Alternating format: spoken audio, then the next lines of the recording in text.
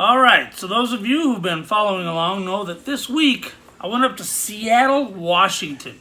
While I was there, I had to go to Pink Gorilla Games just to check it out because I've been watching it on YouTube for a while now, a year and a half or so. I got to meet Kelsey Lewin. I got to buy some stuff. Of course, if you follow our socials, you'll know I already got this. And I picked up this. Those of you who know me know that I love hooking the old retro systems up to HDMI signals. Now, this isn't a true unboxing because clearly I've opened it up. But let's take a look what's in this. We have a super long HDMI out from the Nintendo 64. It'll also work on the GameCube, and it will work on the Super Nintendo. Now, the GameCube, I tend to play on the Wii, because that's high def. And I want to hook this up on the Nintendo 64. If you look down here, you'll see my Nintendo 64. I'm going to give it a new home right in here, if it works properly. So we're going to hook this up and take a look to see how it works.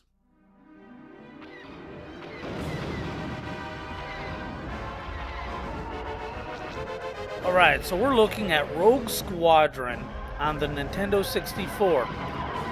I picked this game because I love this game, and I play this game quite a bit.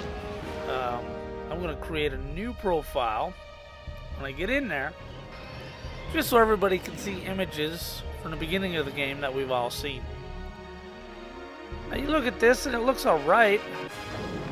Doesn't look super clean. Haha, what a fun game. But it looks alright. The menu screen looks a little soft. So I'm not sure if that's a filter on the cord itself, or if that's the Nintendo 64. Now, the 64 is known for having fuzzy graphics. Escort valuable rebel supplies through dangerous Imperial territory over the humid lands of Barkesh.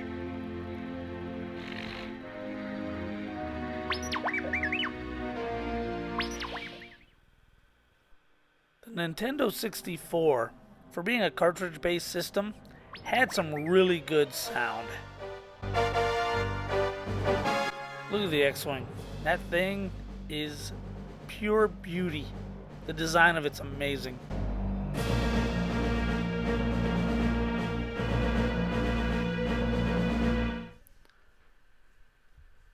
Now, the one cool thing about the Nintendo 64 was that there was no load times. Small convoy from local resistance on Barkesh, which must first travel through Imperial territory. Man, look at that draw distance. That's pretty weak. Vital to the rebellion. Your mission is to rendezvous. Now, full disclosure, as we're trying to decide whether or not this cord is worth it, I also have the expansion pack in my Nintendo 64. So this is running with the expansion pack. Take your targets and go. Good shooting.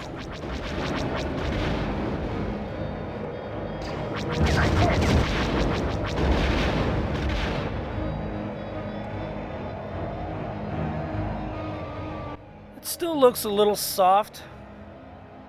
I'm not sure what to think of it. I mean, you have the ease of use, a single cord plug and play, right from your Nintendo 64. And if you like to capture video, HDMI is the best way to do it. This is running through an Elgato, by the way. All right, Rogue Group. The supply vehicles have begun moving. Their escort will follow shortly. The Hyperkin cord has a 3x4 setting and a 16:9 setting. So if you want to stretch the image to fill your whole screen, you can do that. But I think it looks like crap. Everything looks squatty, squished down and stretched out. Alright, so let's check out Tony Hawk. Tony Hawk's an awesome game. I played the hell out of it on the PlayStation. Whew. But it definitely looks really soft on the Nintendo 64. Now I know the 64's got a feature called anti-aliasing, where it takes away all the jaggies. And I think maybe this cord is having a hard time overcoming that.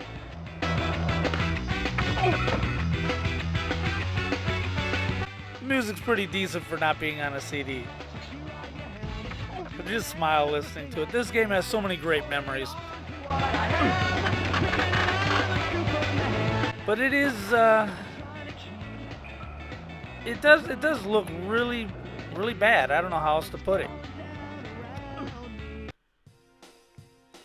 Alright. Okay, so let's look at Wave Race. This was another big hit for the Nintendo 64. Wow, and that looks really soft too. Alright, so at this point... Select your watercraft, please. At this point, I'm feeling a little disappointed. Now, I know Hyperkin is coming out with a clone Nintendo 64 system, 720 HDMI right out of the box. And I haven't heard if it's going to include any settings where you can turn off the anti-aliasing, however you pronounce that, and mess with the hardware options to get a better picture. Because the blurry graphics just do not stand the test of time. This game is fun. Now you can tell as I'm playing these games, I just got a new aftermarket Nintendo 64 joystick. And the analog stick is really, it's kind of sticky. It feels like it needs a squirt of WD-40. So who knows?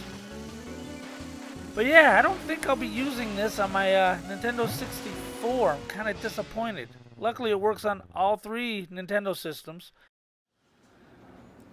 Okay, so we weren't too thrilled about the Nintendo 64 results with the Hyperkin HDMI cord.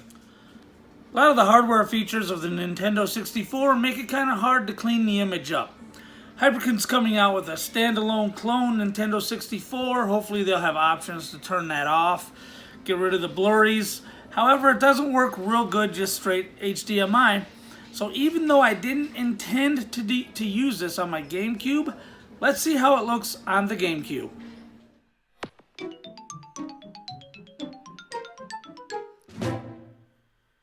Well, it doesn't look too bad. Now, I've taken the time to take out a lot of the load times in this video, so as you're watching, you don't have to sit through load times. But of course, the first game I have to check out is Phantasy Star Online. One of my favorite games of all time. I love this game. Alright, the menus and graphics are still a little soft, but still better than on the 64. The colors on both the 64 and the GameCube pop much better than they do when than when you're using AV cables. So that's a plus. But it's supposed to be 720. I'm not real sure what we're looking at here is actually 720p. Because again, it looks a little soft. Much better than AV cables though.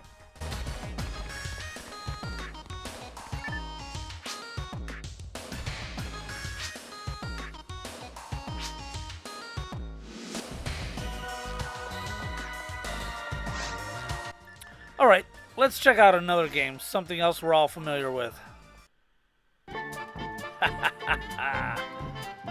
Star Wars Rogue Squadron 2 for the GameCube. It looks really good. And I wanted to get this one on here because listen to that.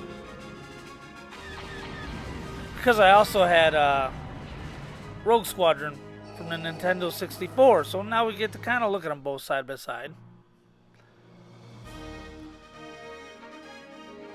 Okay, now back then, this was the only way we could get DVD quality Star Wars clips was this game. That's how long ago this was, by the way.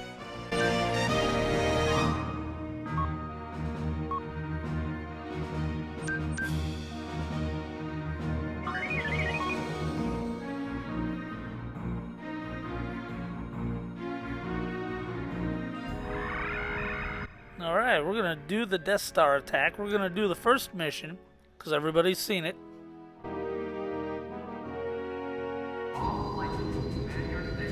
Grab the X-Wing.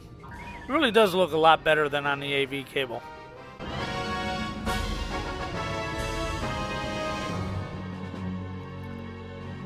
Although 720p, maybe not. But I can tell you this, it looks better than it does on the Wii, because I was playing my GameCube games on the Wii, because I had an HDMI adapter for the Wii. Red 10 standing by. Red 7 standing by. Red 3 standing by. Red 6 standing by. Red 9 standing by. Red 2 standing by. Red 11 standing by. Red 5. And that looks really good, except for it stretches the image just a little bit. Not full on 16:9, but definitely more than 4:3. And I can't stand a stretched image. Listen to that music. One thing Nintendo always did was get the sound right. The right side of that deflection tower. I copy, Red Leader. We've got to destroy those deflection towers. And I like using, like I said, original hardware and original software whenever possible. So if I can get a cord instead of a clone, I'll do it.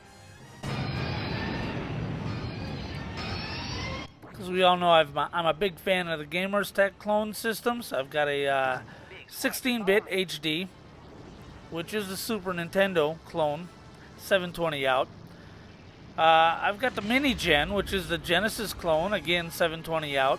And I have the 8-bit boy, which is a handheld 7-inch NES clone that also, on top of having a 7-inch screen, also 720 out by HDMI if you want to hook it to a TV.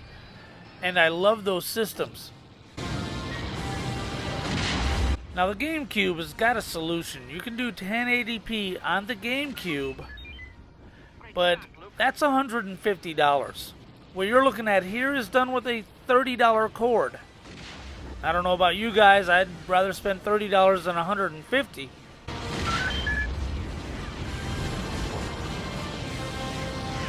More to go.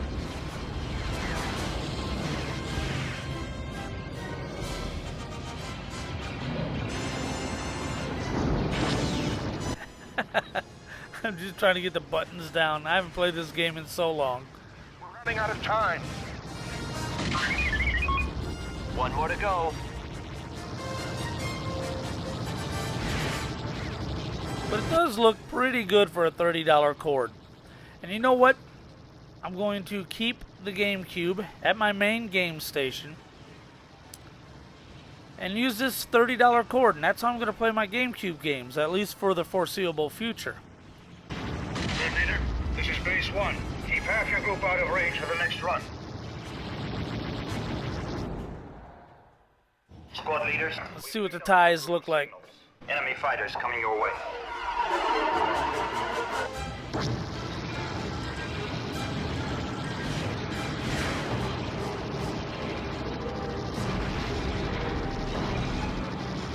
Biggs, Wedge, follow me.